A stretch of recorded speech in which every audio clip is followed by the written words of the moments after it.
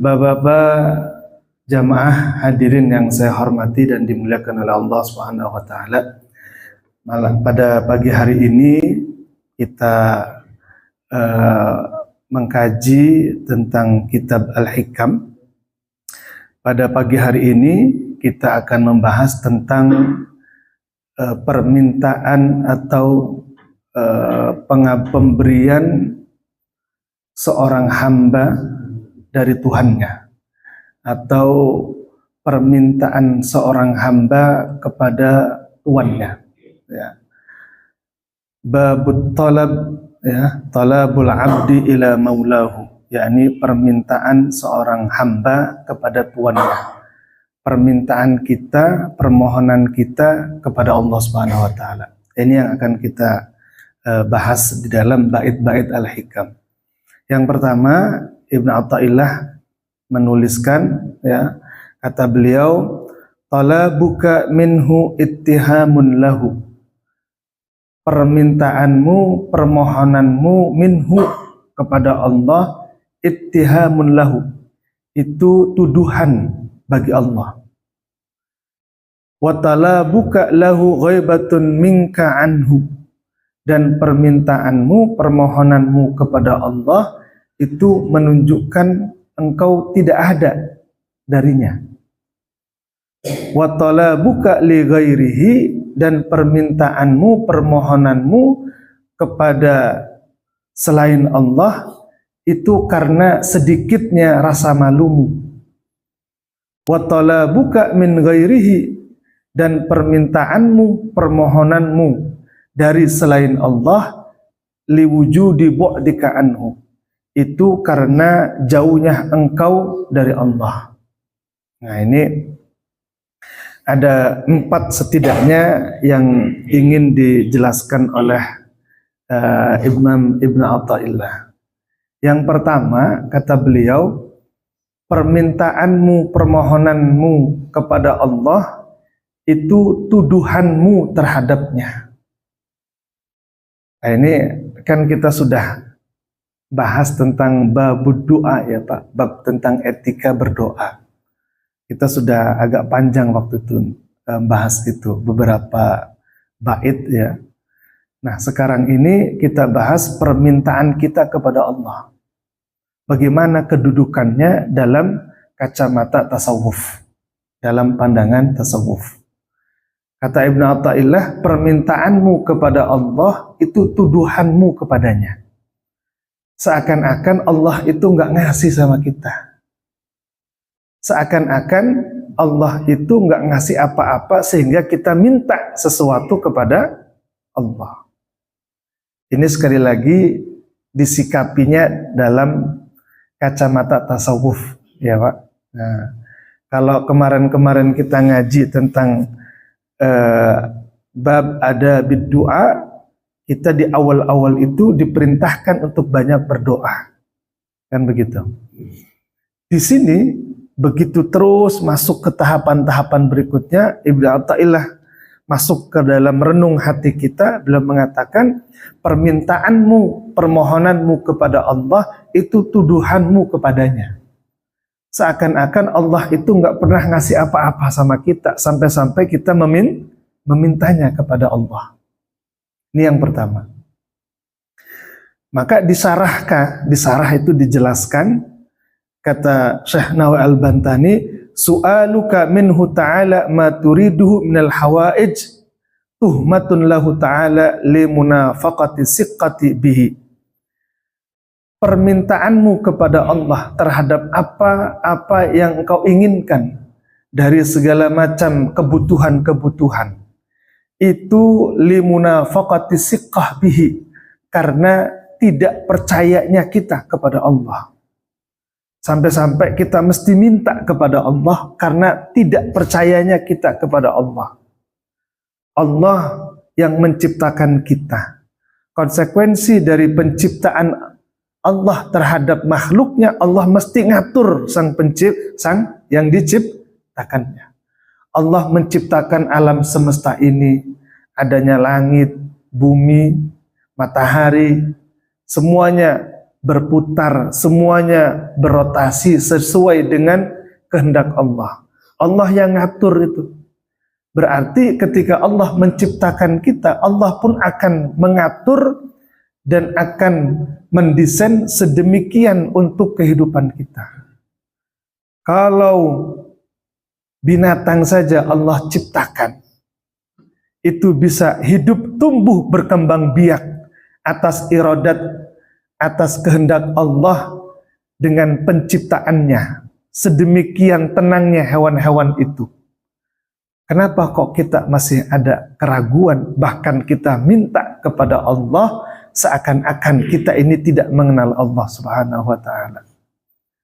Maka ini yang pertama. Apa katanya? Id law wasaqta bihi fi isali manafi'i ilaika min ghairi su'al. Ya, lima talabta minhu syai'an. Kalau seandainya kamu percaya, yakin akan datangnya manfaat-manfaat ilaika kepadamu, katanya. Min ghairi su'al, tanpa harus diminta.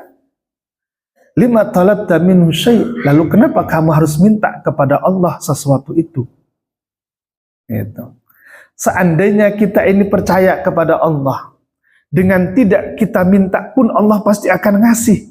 Karena Allah yang menciptakan kita, maka Allah akan memberikan sesuatu untuk keberlangsungan hidup kita. Pasti itu, Pak. Maka kenapa kok kita harus minta kepada Allah kalau Allah itu pasti akan ngasih?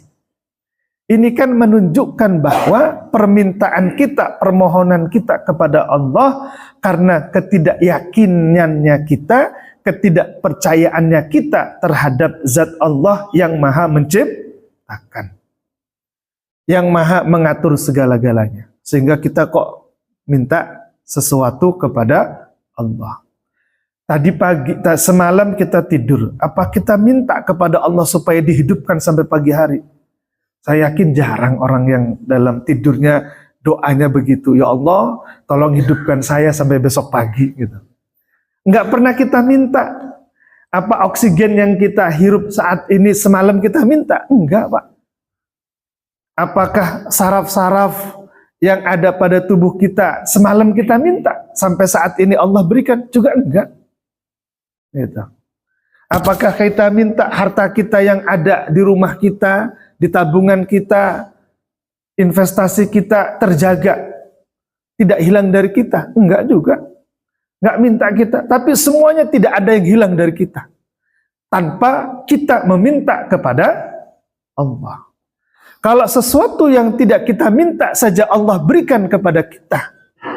Nah, lalu kenapa kita kok minta sesuatu yang semestinya memang itu sudah menjadi urusan Allah terhadap diri kita? Itu kan tanda bahwa kita kurang percayanya kepada Allah.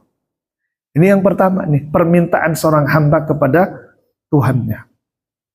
Yang kedua, wa talabuka lahu ghaibatun minka anhu, katanya. Permintaanmu kepada Allah itu adalah ghaibatun, karena ketidakhadiranmu kepada Allah. Sampai-sampai minta kepada Allah, ya kan? Apa katanya? Itu karena kita tidak ada dengan Allah. Ya. Katanya, wa talabuka lil wusul ilaihi ta'ala. Permintaanmu, permohonanmu untuk bisa sampai kepada Allah, alamatun, itu tanda ala annaka ghaibun anhu. Engkau itu tidak ada dari Allah. Seandainya kita ini ngerasa dekat kepada Allah, kita nggak akan minta supaya kita ini didekatkan kepada Allah. Karena kita ngerasa jauh, makanya kita minta didekatkan kepada Allah. Orang yang minta didekatkan kepada Allah itu karena jauhnya dirinya dari Allah. Nah, itu yang kedua. Yang ketiga, wa talabuka li ghairihi, dan permintaanmu, permohonanmu kepada selain Allah itu likillati hayaika, karena sedikitnya rasa malumu minhu, dari Allah. Apa katanya? Wa qasduka ghairuhu ta'ala fi qada'i hawaijika qillatu haya'in minka li'anna talab min khadimil mulki fi hadratil mulki qillatul adab. Kalau kita betul-betul ngerasa dekat kepada Allah, tapi kita masih memohon sesuatu kepada selain Allah, ya, itu kan tanda bahwa kita ini kurang etika kepada Allah. Kita minta kepada Allah kita minta kepada selain Allah untuk memenuhi hajat kita. Padahal kita tahu Allah itu ada. Kita doa, kita suka sholat, kita suka zikir. Tapi terkadang kita masih meminta sesuatu hajat kita kepada yang lain. Padahal kita sedang sholat, kita sedang doa kepada Allah. Tapi di dalam permintaan kita masih kadang-kadang li ghairihi, kepada selain Allah. Itu kata Ibnu Athaillah, itu karena kurangnya rasa malumu kepada Allah. Kenapa kok minta kepada selain Allah sedangkan Allahnya itu ada di hadapanmu? Kita doa langsung kepada Allah, tapi terkadang kita masih minta kepada yang lain selain Allah. Kalau diumpamakan di sini dalam kitab ini, seorang budak yang sedang menghadap kepada tuannya, ingin meminta sesuatu kepada tuannya. Tuannya didampingi oleh Perdana Menteri dan wakil-wakilnya. Lalu ketika sudah di hadapan tuannya, seorang budak ini tidak menyampaikan keinginannya atau tidak mengutarakan apa yang menjadi maksudnya, tetapi dia malah minta kepada wakil-wakil raja atau wakil-wakil dari tuannya, Perdana Menteri, untuk bisa mengabulkan hajatnya. Padahal dirinya sedang berhadapan dengan raja atau tuannya. Kita kadang begitu kepada Allah Subhanahu wa Ta'ala. Kita ngerasa yakin Allah itu Tuhan kita, tapi mintanya masih kepada selain Allah. Ya, Pak. Ya, mintanya masih kepada selain Allah. Maka kata Ibnu Athaillah, permintaanmu, permohonanmu kepada selain Allah, dalam hal ini adalah pakai hal yang lainnya, itu karena sedikitnya rasa malumu kepada Allah. Kalau seandainya engkau itu betul-betul yakin kepada Allah, engkau cukup menghadapkan dirimu kepada Allah. Kalau betul-betul ngerasa diri kita ini dekat kepada Allah dan yakin seyakin-yakinnya kepada Allah. Yang ketiga. Yang keempat, watalabuka min ghairihi, dan permintaanmu dari selain Allah. Nggak lagi pakai wasilah-wasilah, bukan, nggak mintanya kepada Allah, mintanya kepada yang lain. Apa katanya? Liwujudi bu'dika anhu, itu karena engkau jauh dari Allah. Seandainya kita ini dekat kepada Allah, niscaya yang lain terasa jauh. Karena kita jauh dari Allah, maka yang lain terasa dekat. Maka yang menjadi tumpuan kita dalam hajat kita adalah orang lain. Karena orang lain itu terasa dekat oleh diri kita. Dan Allah ngerasa jauh dari diri kita. Seandainya kita dekat kepada Allah, maka tidak ada yang lebih dekat kecuali Allah. Maka selain Allah akan terasa jauh. Maka tidak ada tempat meminta di sini posisinya kecuali kepada Allah. Apa di sini diterangkan? Talabuka min ghairi ta'ala liyu'tiyaka liwujudi bu'dika anhu. Permintaanmu kepada selain Allah agar orang itu bisa memberikan sesuatu kepadamu, itu karena jauhnya engkau dari Allah. Li'annaka law kunta qariban minhu lam tatlub ghairahu. Kalau seandainya engkau itu dekat dari Allah, maka engkau tidak akan minta kepada selain Allah. Itu kata Syekh Nawawi Al-Bantani. Berarti kalau kita betul-betul merasa dekat kepada Allah, nggak ada lagi tempat meminta kecuali kepada Allah. Lau kunta qariban minhu. Kalau seandainya engkau itu dekat dari Allah, lakana ghairuhu ta'ala ba'idan anka. pasti selain Allah itu akan jauh darimu. Makanya ada orang senantiasa tidak bersandar kepada yang lain kecuali kepada Allah. Karena yang lain itu terasa jauh olehnya. Yang dekat, yang punya kuasa Allah. Sehingga ketika ia ingin meminta kepada yang lain, dia melihat Allahnya dekat dengan dirinya. Itu konsep, Pak. Kenapa kok kita kadang-kadang masih kurang yakin terhadap doa-doa kita ini? Terhadap permintaan kita. Karena kita masih menyandarkan hajat kita, doa kita kepada selain Allah. Bahkan sandaran kita kepada selain Allah jauh lebih besar daripada sandaran kita kepada Allah. Makanya pertolongan Allah juga tidak sekuat seperti apa yang menjadi sandaran kita kepada orang lain. Seandainya sandaran kita ini kepada Allah kuat, maka permohonan kita kepada Allah pun akan kuat kepada Allah karena sandarannya juga kuat. Nah, dari 4 tahapan tadi, 4 bentuk permintaan kita kepada Allah, muaranya adalah satu. Apa itu? Hati kita sudah mengenal Allah ataukah tidak? Hati kita, diri kita ini sudah memahami, mengenal Allah ataukah belum? Kalau belum memahami Allah dengan baik, maka Allah itu akan terasa jauh. Seakan-akan kita minta kepada Allah itu karena Allah nggak memberikan sesuatu kepada kita sehingga kita harus meminta. Itu.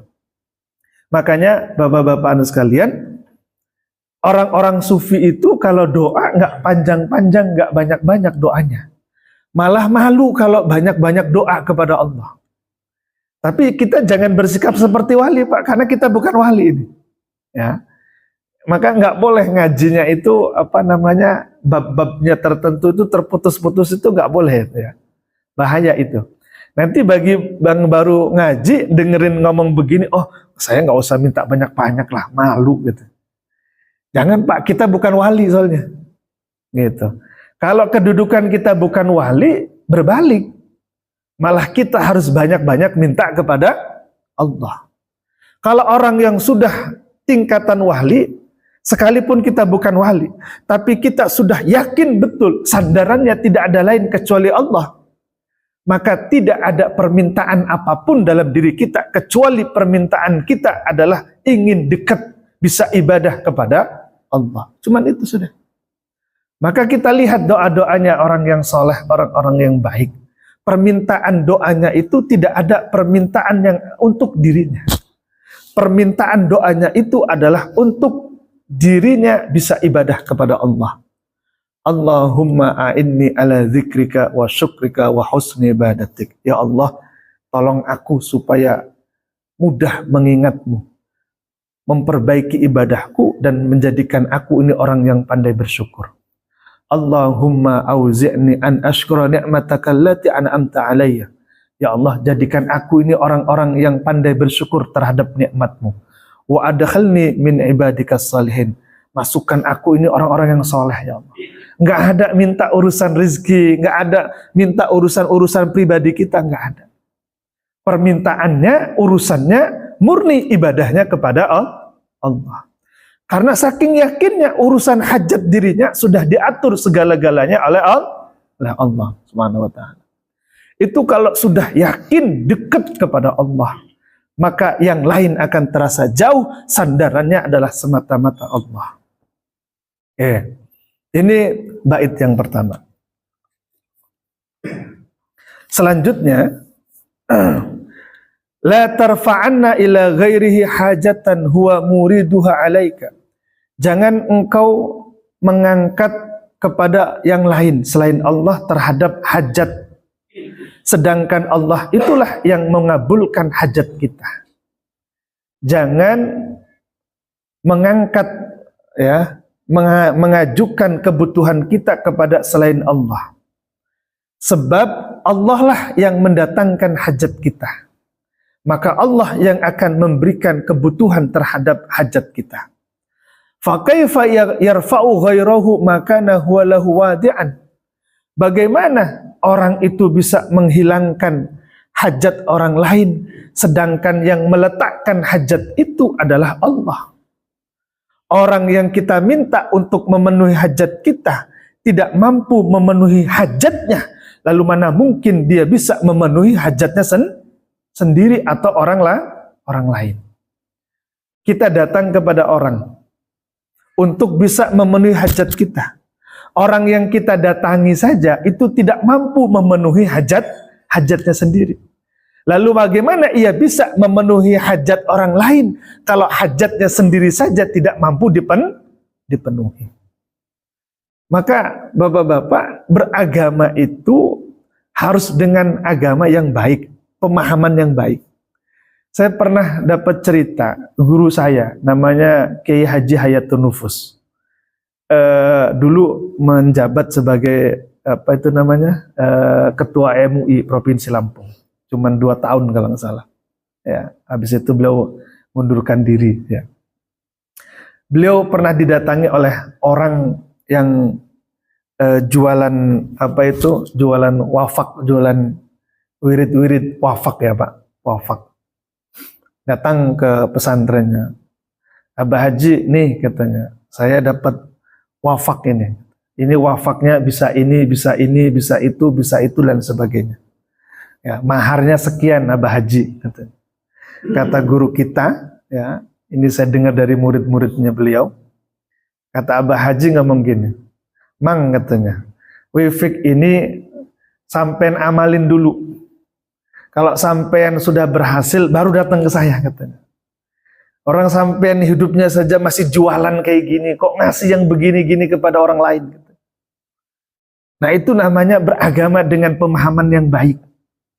Dari mana orang bisa memberikan kebutuhan hajat orang lain kalau hidupnya sendiri belum mampu memenuhi hajatnya. Kadang kita begitu punya keyakinan, datang ke orang lain sebagainya, diberikan itu dan ini dan seterusnya untuk bisa memenuhi hajat kita. Padahal yang kita datangi pun belum mampu bisa memenuhi hajatnya sendiri. Tapi kadang kita lebih yakin sama orang itu daripada yakin sama Allah. Nah, ini bukan menafikan konsep untuk melakukan ikhtiar, bukan. Tapi yang dibenahi adalah keyakinan kita, tauhid kita kepada Allah. Nah. Oke, ini yang kedua. Yang berikutnya adalah, nah ini kunci ini, resep orang yang dalam kondisi penuh hajat kepada Allah. Disebutkan oleh Imam Ibn Athaillah. Kata beliau begini, ma tuliba minka syai'un mithlul ittirar. Tidaklah tuliba minka, dituntut dari dirimu, ya, sesuatu kecuali seperti orang yang terdesak.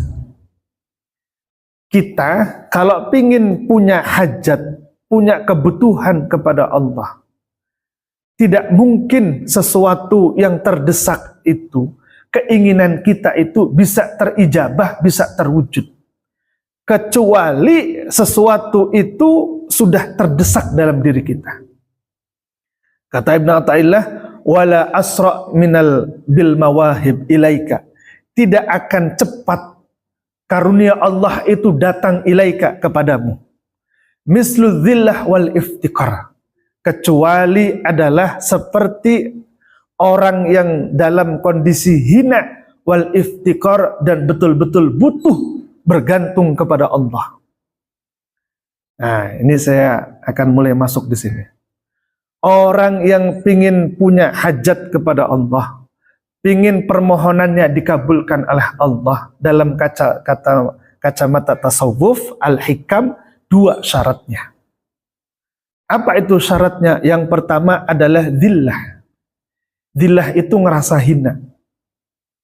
Ngerasa hina. Ngerasa nggak punya kekuatan apa-apa dan nggak bisa apa-apa. Ya. Ini syarat orang yang sedang memohon sesuatu kepada Allah. Harus punya sifat, punya rasa hina kepada Allah.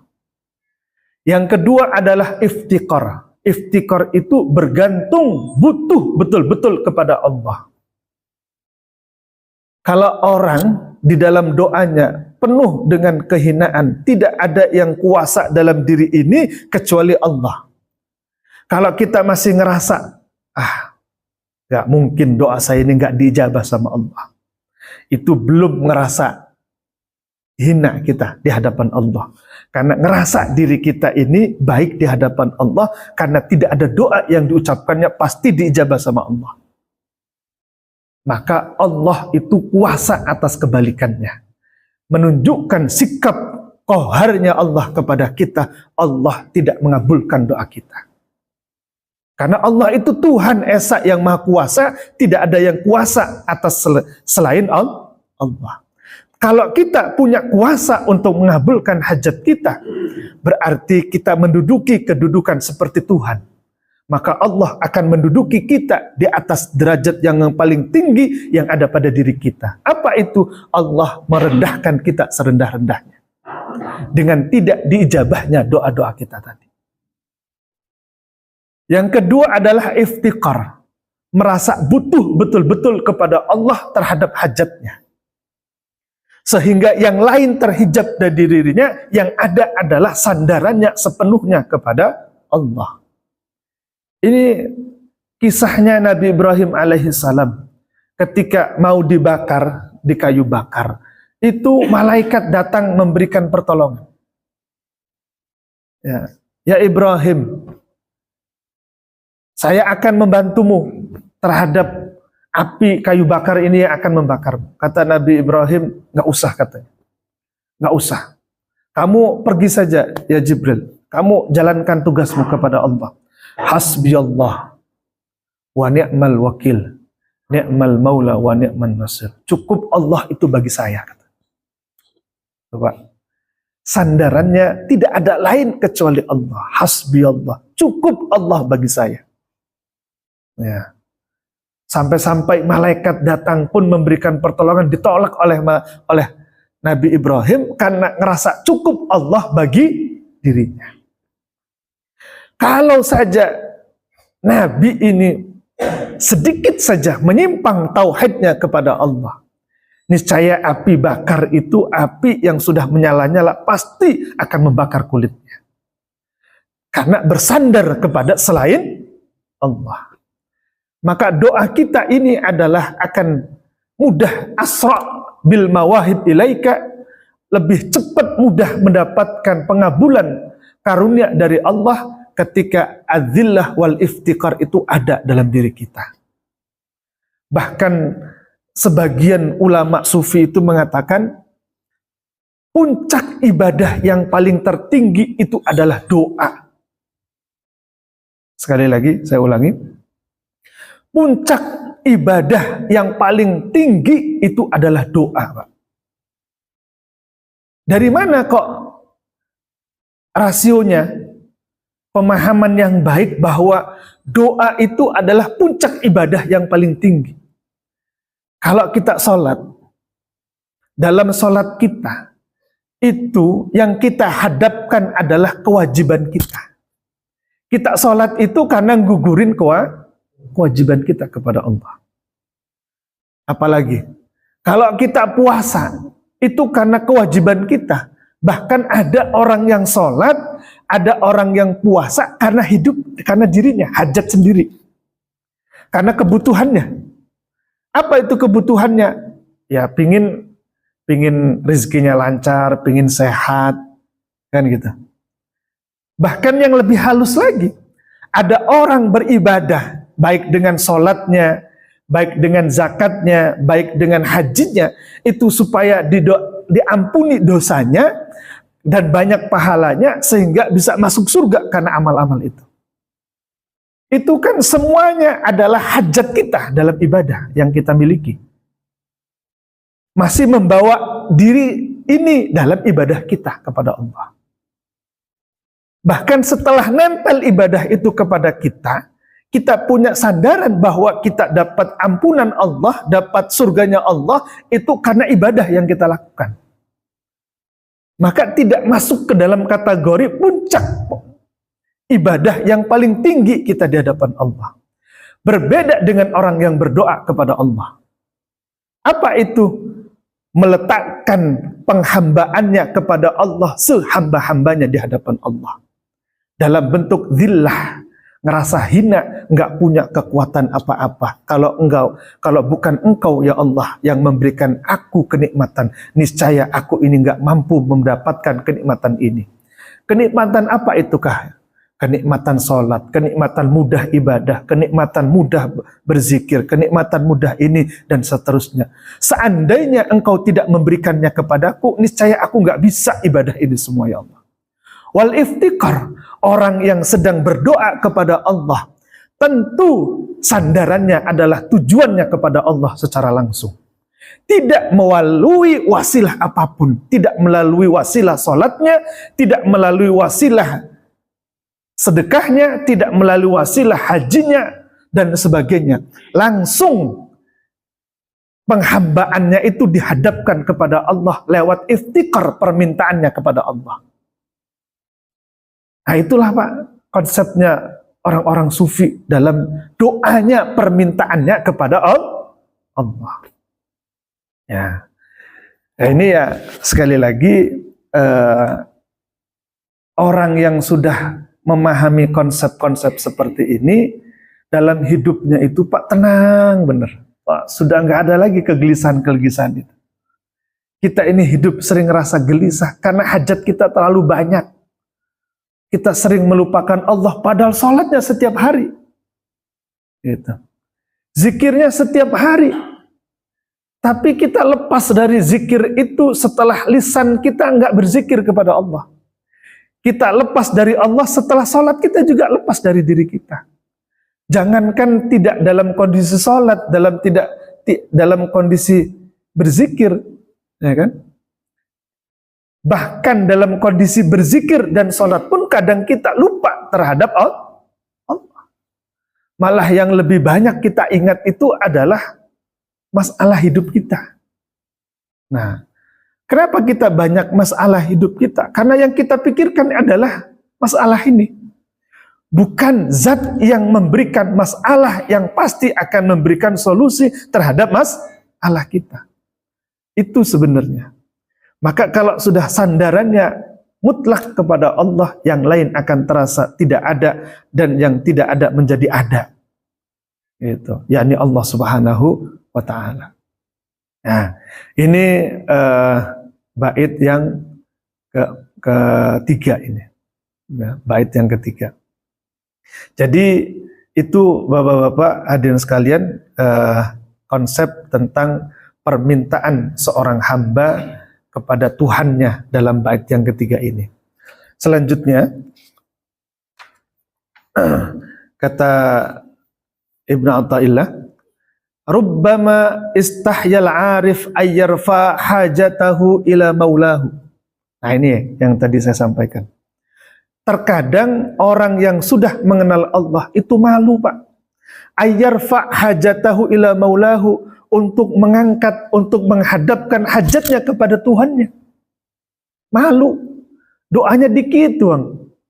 Malu orang yang sudah mengenal Allah. Tapi Pak, kalau kita merasa jauh, merasa belum mengenal Allah, jangan sampai nggak minta kepada Allah. Awas nih, jangan kebalik nanti, jangan salah yang ngajinya ini. Setelah ngaji ini nanti doanya dikit dong. Setelah Rabbana atina fid dunya pulang gitu. Padahal diri kita ini masih banyak permintaan pertolongan Allah yang harus kita minta dari Allah. Gitu. Ini orang yang sudah mengenal Allah terkadang malu untuk mengangkat, menghadapkan hajatnya kepada Allah. Kenapa katanya?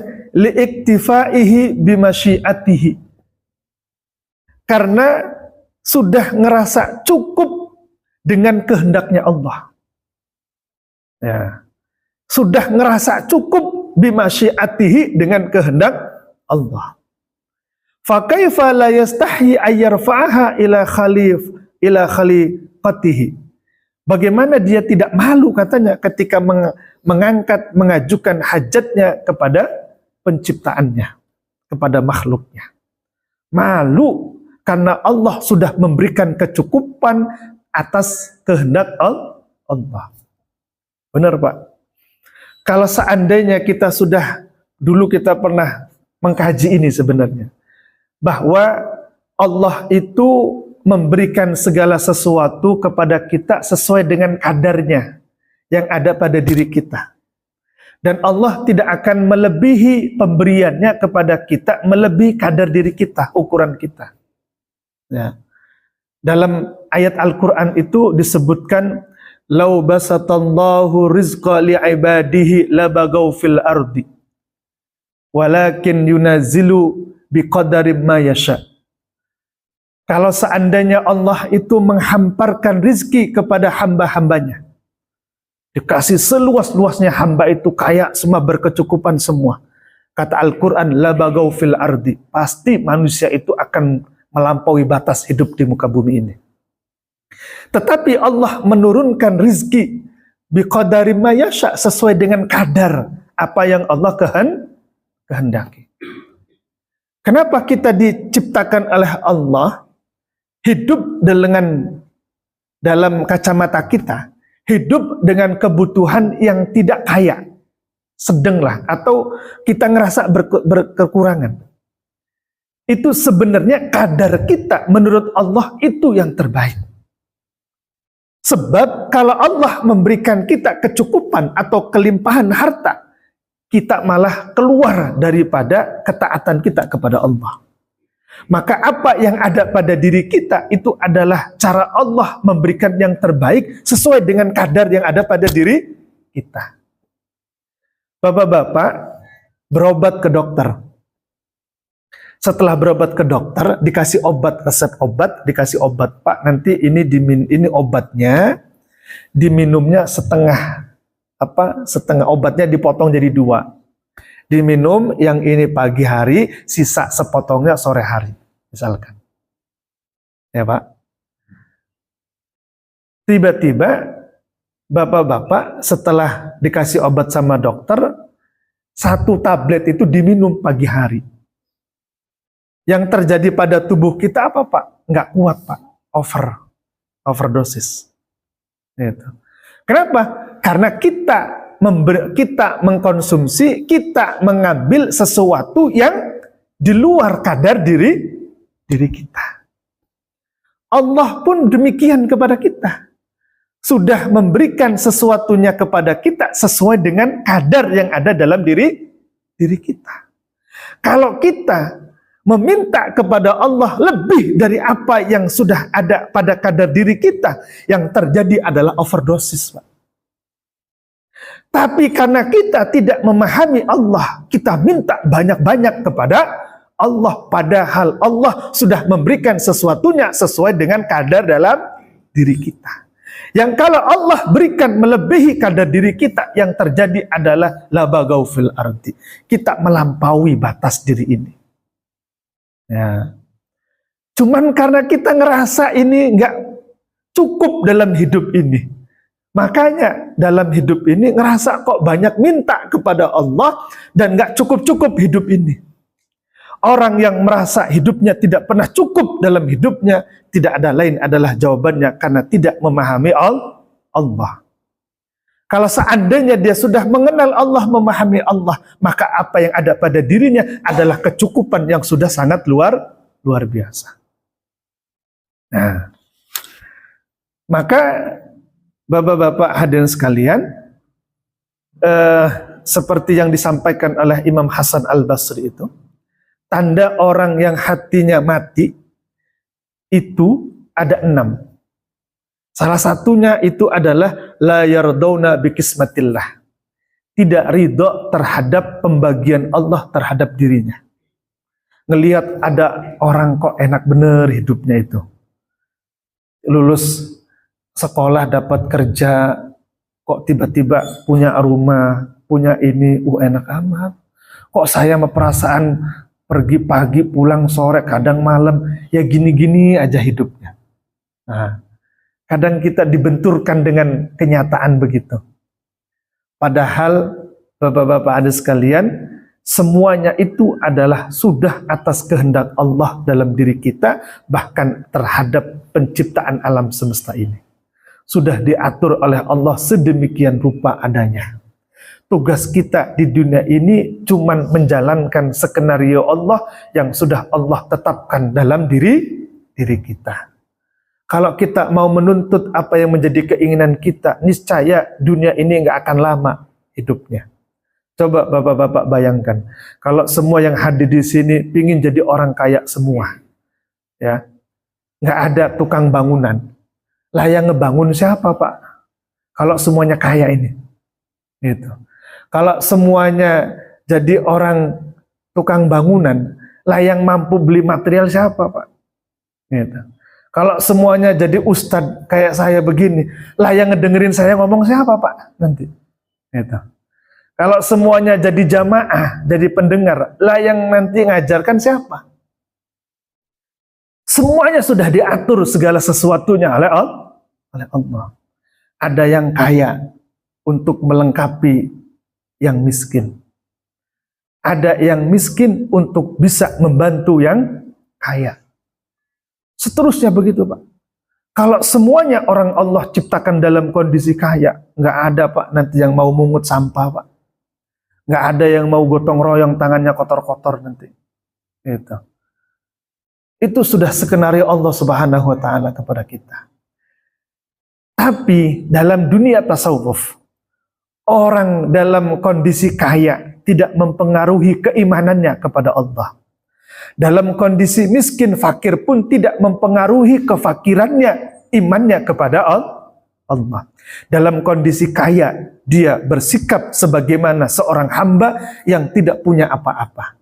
Dalam kondisi fakir pun, dia tidak merasa punya apa-apa. Bukan karena kefakirannya yang ada pada dirinya, karena keimanannya yang merasa butuh fakir kepada Allah. Itu sebenarnya tasawuf itu.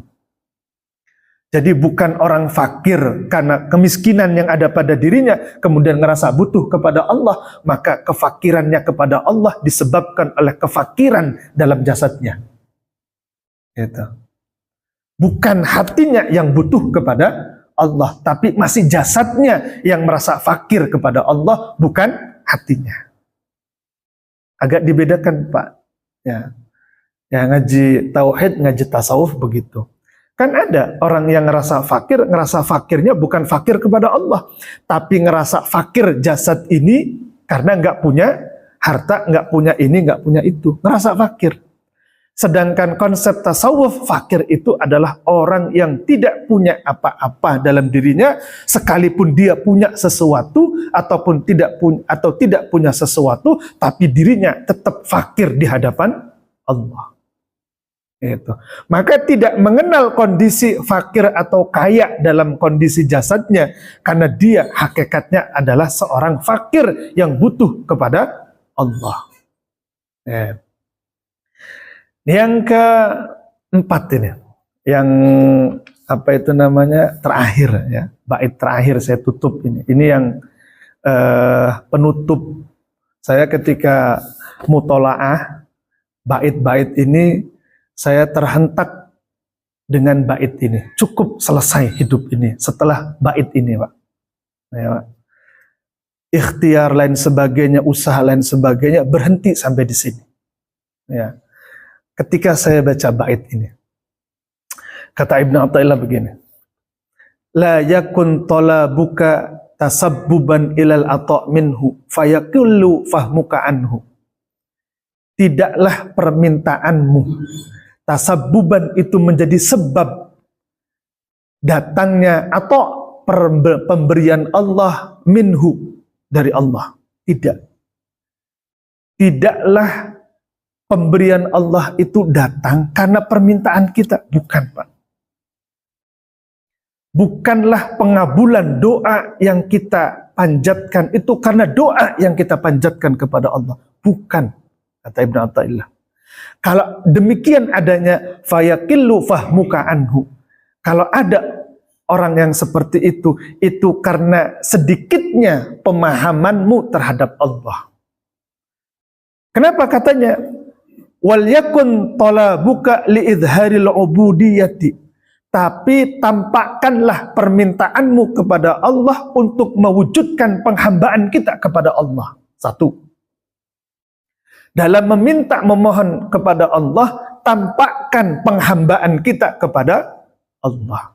Karena yang tadi saya katakan, puncak ibadah tertinggi itu adalah doa. Kenapa? Karena di dalam doa seorang hamba akan menampakkan penghambaannya kepada Allah, tidak merasa hebat, tidak punya ini, punya itu, nggak punya kekuasaan, sehingga meminta kepada Allah, penghambaannya kepada Allah. Wa qiyaman bi huquqir rububiyah, dan menampakkan, melaksanakan hak-hak ketuhanan Allah. Allah itu maha kuasa, kita yang maha lemah, sehingga kita minta kepada Allah. Allah itu maha iradat, sehingga apa yang menjadi keinginan kita ini tidak akan menyimpang daripada iradat Allah.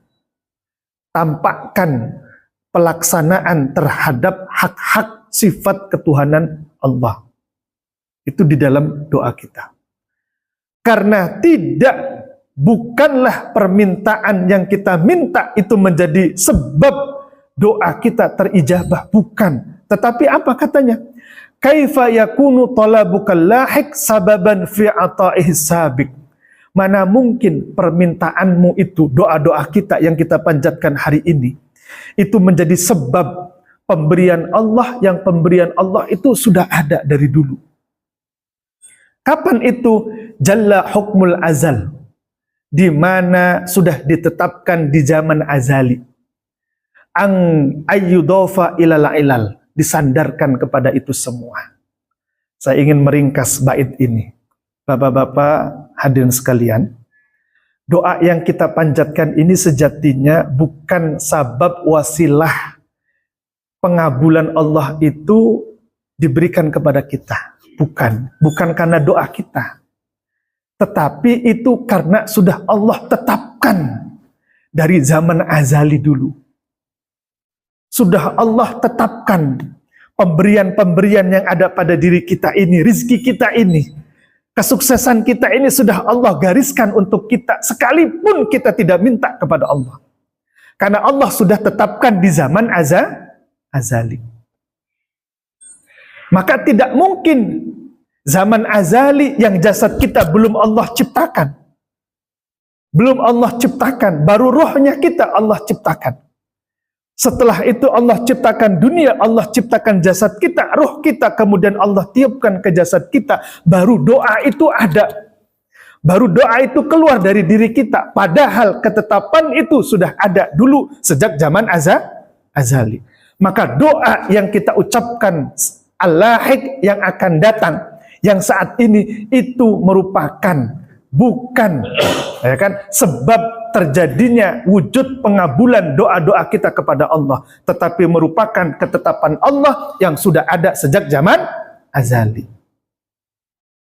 Berhenti sampai di situ, Pak. Itu. Berhenti sampai di situ. Apa maksud berhenti itu? Tidak ada lain adalah tawakal sepenuhnya kepada Allah, bahwa hidup ini sudah diatur segala-galanya oleh Allah. Maka saya katakan, setelah baca bait ini saya terhentak. Saya diam, terhentak, melepaskan segalanya. Bahkan seakan-akan gak punya lagi apa-apa. Gitu. Ya. Nah. Bapak-bapak hadirin sekalian, ya ini agak serius dikit ya Pak. Ya, ini agak serius dikit ya, tapi alhamdulillah gak ngantuk ini kan gitu ya. Ya, nampaknya sih gak ngantuk ini, nampaknya ini ya Pak. Jadi saya sampaikan sekali lagi, setelah kita memahami konsep-konsep al-hikam ini, mudah-mudahan keimanan kita, pemahaman kita kepada Allah semakin jauh, semakin lebih baik ke depan. Sehingga dalam hidup nanti kita jalani hidup ini ngerasa tenang apapun itu dalam hidup ini. Karena semuanya adalah sudah digariskan segala sesuatunya oleh Allah. Tugas kita hanya menjalankan skenario Allah Subhanahu wa taala. Bapak-bapak, saya yakin sudah merasakan itu semua. Kita kadang pontang-panting nyari solusi dalam hidup kita. Tapi kadang-kadang solusi itu datang dari sesuatu yang tidak pernah terfikir oleh diri kita. padahal kita tidak ngapa-ngapain, padahal kemarin sudah banyak ngapa-ngapain, tapi kok nggak ada apa-apa, tapi ini kok nggak ngapa-ngapain, malah segalanya terbuka. Itu memang sudah merupakan ketetapan Allah sejak zaman azali. Ya. Kapan Ustadz zaman azali itu? Zaman yang dulu belum ada apa-apa kecuali antara Allah dengan kita. Maka disitulah kalau di sini dikatakan, ya,